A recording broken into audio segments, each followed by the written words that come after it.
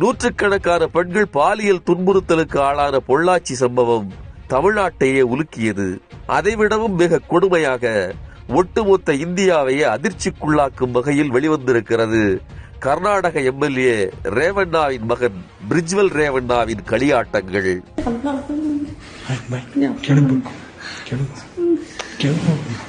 பிரிஜ்வல் ரேவண்ணா சுமார் 3000 பெண்களை பாலியல் வல்லுறவுக்கு ஈடுபடுத்தியதாக சொல்லப்படுகிறது.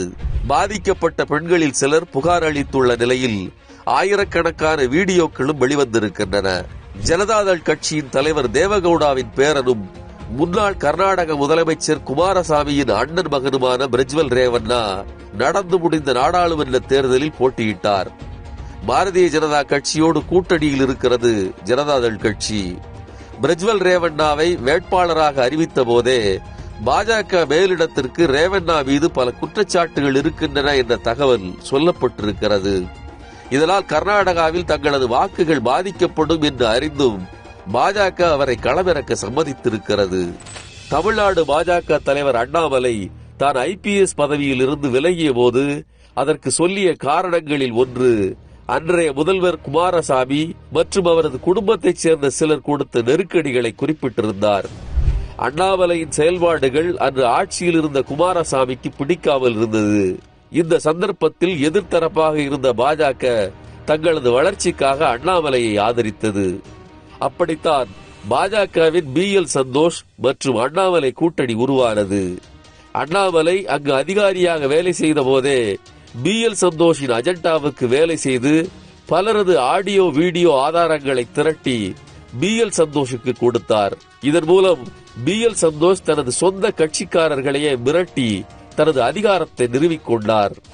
பின் தமிழ்நாடு பாஜக தலைவரான அண்ணாமலை அதே பாணியில் தனது உட்கட்சி எதிரிகளை பழி தீர்த்தார் என்பது நாம் அனைவரும் அறிந்ததே.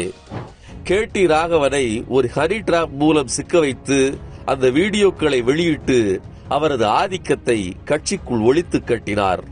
ஆடியோ வீடியோ அரசியலில் கைதேர்ந்தவரான அண்ணாமலை குமாரசாமி மற்றும் அவரது குடும்பத்தாரால் நேர்ந்த நெருக்கடிகளை முன்பு கூறியதற்கும் இன்று பிரிஜ்வல் ரேவண்ணா குறித்து இத்தனை ஆயிரம் வீடியோக்கள் வெளிவந்திருப்பதும் அண்ணாமலை மீதான சந்தேகத்தை கிளப்புகிறது.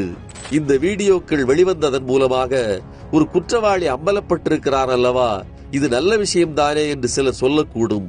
ஆனால் இத்தனை ஆண்டு காலமாக 3000 பெண்கள் பாதிக்கப்படும் வரை அத்தனையும் சேகரித்து வைத்து காத்திருந்துவிட்டு இன்று தனது தனிப்பட்ட அரசியல் லாபத்துக்காக ஒருவர் அதை வெளியிடுகிறார் என்றால் இது எவ்வளவு பெரிய கொடூரம். இதிலும் தனது தனிப்பட்ட முரண்பாடுகள் இல்லாமல் போயிருந்தால் இந்த வீடியோக்கள் வெளிவர அவர் அனுமதித்திருக்க மாட்டார் என்பதுதானே உண்மை.